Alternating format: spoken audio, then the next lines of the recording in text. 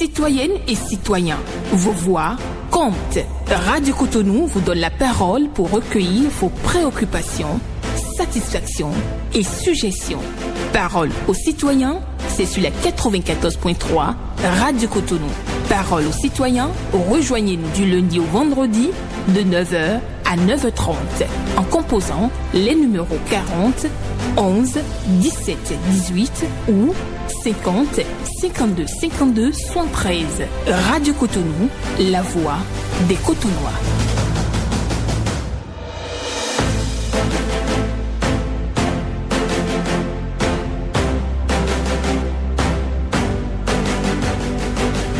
Parole aux citoyens.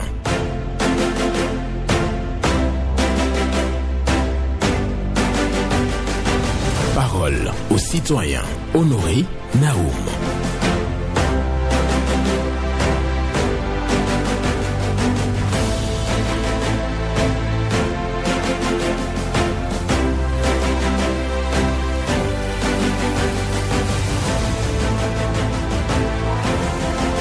Un gagnant est un rêveur qui n'abandonne jamais.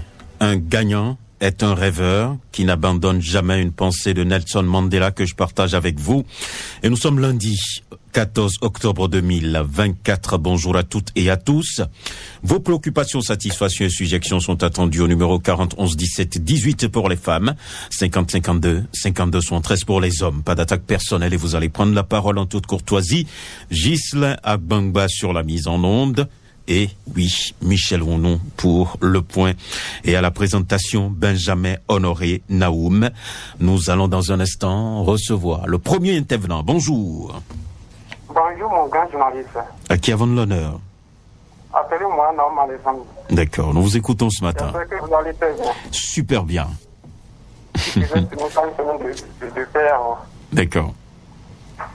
J'ai deux préoccupations ce matin. On y va. La première, j'aimerais demander à ces enseignants du supérieur qui sont en train de refuser d'aller à la retraite de faire preuve de sagesse en acceptant tranquillement d'y aller. Cela permettra aux autres de goûter aussi au miel. Et pour la deuxième, elle est relative au paiement de nos frais de mémoire. Bientôt un an que nous avions eu à effectuer les demandes. Et que les autorités compétentes interviennent en notre faveur le plus vite possible. Merci, c'était Naoum Alessandre. Très excellente journée à vous. Excellente journée à vous aussi, Naoum Alessandre, qui est venu donc à l'antenne pour évoquer donc deux préoccupations. Il y a donc le paiement des frais de mémoire, toujours espéré par les étudiants. Et par ailleurs, il nous signale que véritablement les enseignants qui doivent faire valoir leur droit à la retraite doivent pouvoir donc sacrifier à la tradition pour laisser la place à d'autres. C'est son souhait. Bonjour. Honoré Benjamin Naoum. Oui. Bonjour, Patricia Acédé. Affirmatif. D'accord. Nous vous écoutons ce matin. On doit une chose à ton Christ toujours sur vos santé. Oui.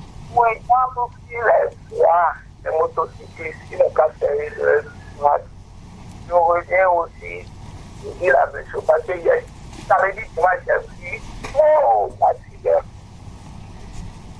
Ils n'ont qu'à respecter le code de la route, de serrer leur droit. On crie sur les centaines, on crie, c'est pas sur votre antenne qui crie. Donc, à écouter, c'est des chansons en train de faire à la radio. D'accord. Donc, ou bien à l'hôpital, ou bien dans les hôpitaux, ce n'est pas comme ça. Il faut dépasser leurs parents pour nous. Donc, c'est la seule préoccupation, la seule préoccupation. D'accord. Merci beaucoup à vous, Madame Patricia Acédé, qui est passée à l'antenne donc pour parler du non-respect des couloirs de circulation, bien entendu par les motocyclistes. Oui, il faut pas passer au beau milieu des voitures, au beau milieu de la chaussée. Il faut donc... Quelqu'un est là? Bonjour. Monsieur Naoum, bonjour. Bonjour, Théodore Ounsa. Merci beaucoup. Et le week-end, ça va? Ça va bien. Salut-moi des c'est à Bangba. Oui, tout à fait. Merci beaucoup. J'ai eu cette préoccupation. On y va. Je voudrais aller à Liban, là, pour dire à très chers gouvernements qui sont actuels là, de faire tout possible de ramener le frère et ceux qui sont là-bas. Parce qu'il y a trop de drames là-bas, M. Naoum. Quand on a entendu que le gouvernement a fait communiquer pour dire le frère et ceux qui sont là-bas de faire tout possible de venir, alors que Nigeria à côté a envoyé un avion là-bas pour envoyer les frères. Le pays religieux qui sont à côté de nous, qui sont concernés à amener l'avion pour ramener les frères et ceux qui sont dedans. Le gouvernement bénin a dit de faire communiquer pour dire celui qui est là-bas de venir. Il va être dans l'avion pour venir, ou bien on va prendre à pied pour venir. Là, il y a trop de complications là. Donc de faire tout possible, envoyer avion et ramener le frère et ceux qui sont à Liban. Très bonne journée, merci beaucoup. Merci, excellente journée à vous, Théodore Moussa, qui demande au gouvernant de ramener les Béninois de la diaspora qui se trouvent donc au Liban, parce que ça ne va pas, il y a crise là-bas. Oui, vous le savez bien, l'actualité c'est ça. Une crise au niveau de ce pays, il y a des Béninois donc qui sont obligés de se chercher, comment dirais-je, un endroit pour se cacher, éviter donc les bombes, parce que ça tire de partout là-bas. C'est dommage quand même pour cette crise. Donc que les autorités béninoises fassent quelque chose, c'est la demande de Théodore Moussa ce matin. Bonjour. Bonjour. Oui, votre nom. José Gervais depuis Yannick. Gervais José, nous vous écoutons ce matin. Dans ce pays, pourquoi nous n'aimons pas faire des entretiens? La route, là, Soparakou-Djougou, risque de s'effondrer. Est-ce que pourquoi on attend? On a des ingénieurs. Pourquoi faire? Tout le monde veut rester en politique. Et personne ne veut faire le travail pour lequel vous voyez les ingénieurs, vous voyez même... tout le monde, c'est la politique et personne ne veut pas servir même le pourquoi ils sont formés. Et maintenant, au dernier moment, allez voir dans les pays développés, où les trucs, regardez même les fonds d'anciens temps dans les pays développés, mais ça reste. Mais pourquoi chez nous c'est comme ça? Je pense que c'est la politique qui joue. Deuxième préoccupation, en ce qui concerne le renvoi des élèves des écoles, où à l'heure des cours, ce n'est pas lorsque ça arrive que le directeur départemental ou bien le ministre doit se lever maintenant pour dire qu'il doit aller le moteur brutal aux gens. C'est nous, les parents d'élèves, qui perdons. Celui qui est à l'hôpital et celui qui est mort maintenant, c'est nous. Même à côté de moi, à Kobato ici, le petit à Kobato, on a renvoyé pour les balais. Je dis pour les balais, mais ils attendent lorsqu'on parle.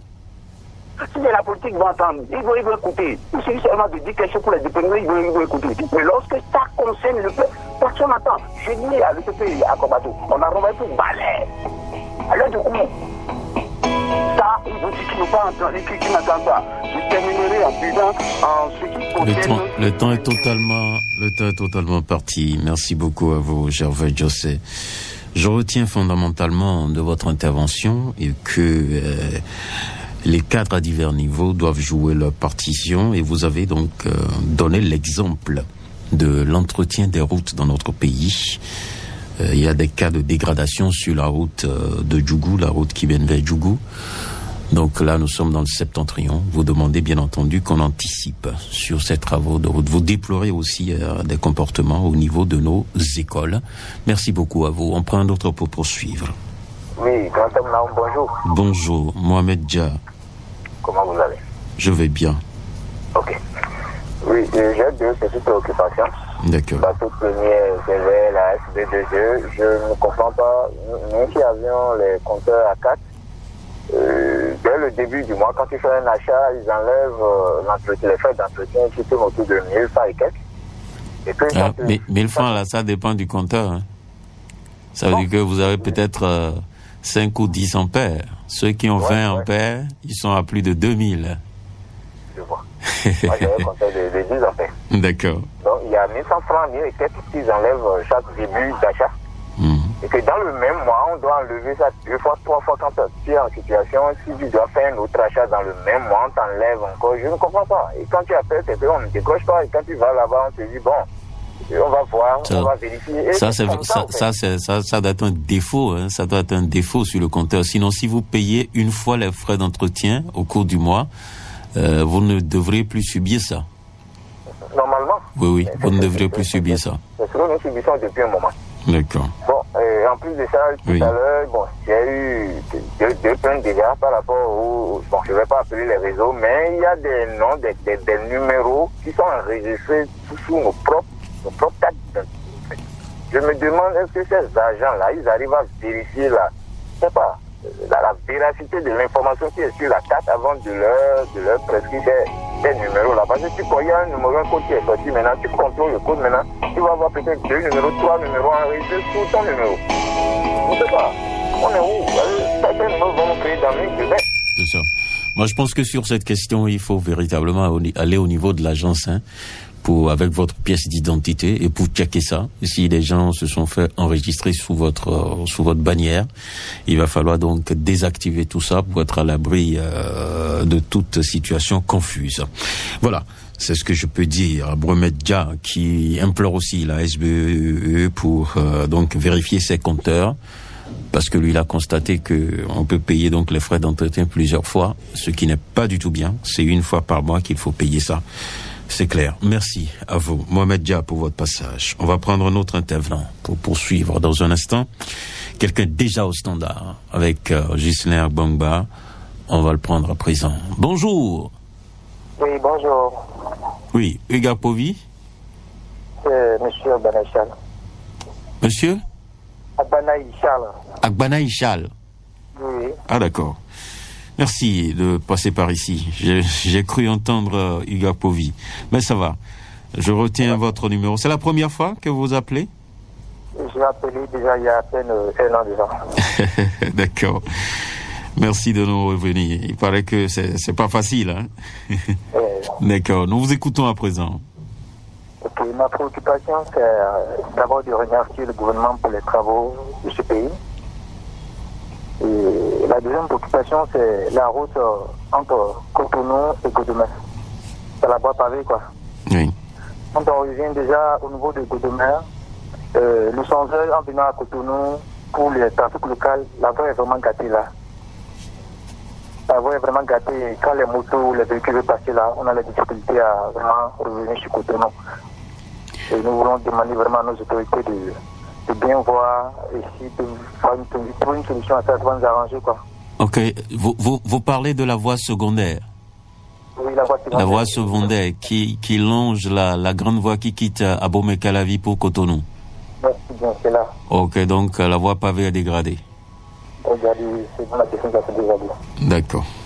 Oui, là, je voulais solliciter vraiment le gouvernement s'il pouvait nous aider à mettre le goudron, ça va nous arranger parce que le pavé dégrade vraiment les motos. C'est ça. C'est un peu ça, donc c'est un peu ça, merci. D'accord. Merci beaucoup à vous pour votre préoccupation. Agbanaï Charles qui vient ce matin donc remercier d'abord le gouvernement pour les travaux de route dans le pays. Il a constaté que si on quitte Calavi pour aller vers l'échangeur, il y a la voie qui est réservée aux motocyclistes, la voie secondaire qui est sérieusement dégradée, c'est une voie pavée. Il souhaite qu'on bitume tout simplement. C'est un souhait. Bonjour. Bonjour, monsieur Benjamin Honoré Naou. Bonjour à vous, madame Laura Tinogwe. Oui, c'est bien moi. D'accord, nous vous écoutons. Oui. Bonjour aux techniciens. D'accord. Écoutez, je vais à ma préoccupation. Je passe par votre canal, interpeller le ministre de la décentralisation, M. Raphaël Akoteyon, le préfet, de venir voir l'état du 5e arrondissement qui est devenu un dépotoir de pousse-pousse, de kékévi, de gaz vélo. Il y a même un mécanicien qui fait son job là, alors que nous n'avons plus de centre social. Donc, ils n'ont qu'à venir nous régler ces problèmes pour qu'on puisse mettre au moins le centre social là. Deuxième préoccupation, le consommant local.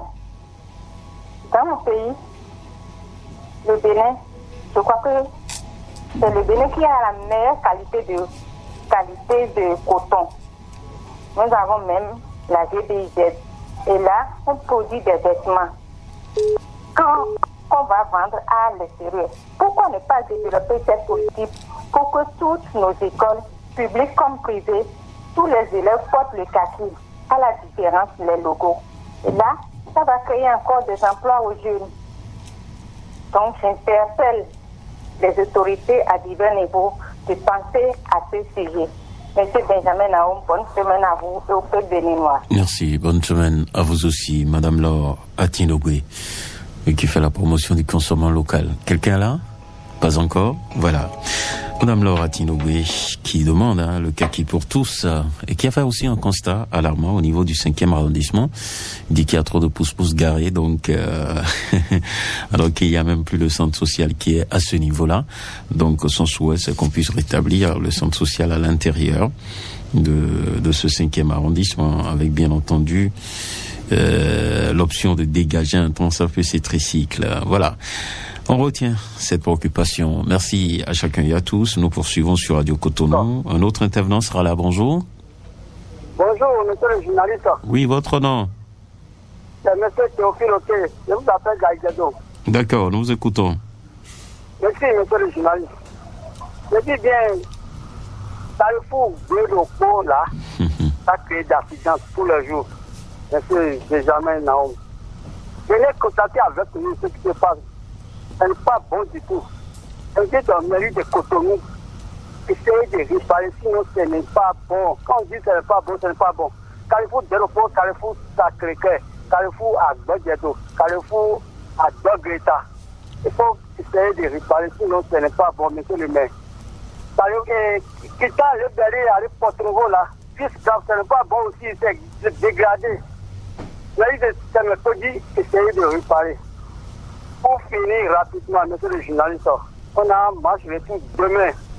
J'invite au peuple béninois à essayer de prier fort. On doit gagner match retour. On match aller. Merci, monsieur le journaliste. C'était Théophile, ok. Bonne journée. D'accord. Excellente journée à vous aussi. Théophile ok, qui est venu donc sur ses préoccupations. Carrefour Dédopo, Carrefour à Dogleta et Carrefour Sacré-Cœur. La dégradation de la voie, ça crée des accidents de circulation. Il demande à ce que la voie soit réparée au niveau de ces carrefours-là pour permettre la fluidité et aussi éviter un tant soit peu les accidents de route. Piste cyclable qui mène vers Porto Novo également dégradée. Et là, c'est la mairie de Semek-Bodji qui est appelée au secours pour faire quelque chose sur cette voie. Bonjour. Honoré Benjamin Naoum, bonjour à vous. Bonjour. Clément Soclé? Bien sûr, Clément Soclé. D'accord, nous vous écoutons. Il y a 3 jours. Oui, merci, un de plus. Voilà. J'ai quelques préoccupations. Quelqu'un vient de dénoncer maintenant la dégradation très avancée du carrefour Dédopo. Je ne comprends pas. Est-ce que c'est la mairie qui va réfectionner ça ou bien l'État central? C'est vrai que c'est vrai que c'est sur c'est sur une voie principale.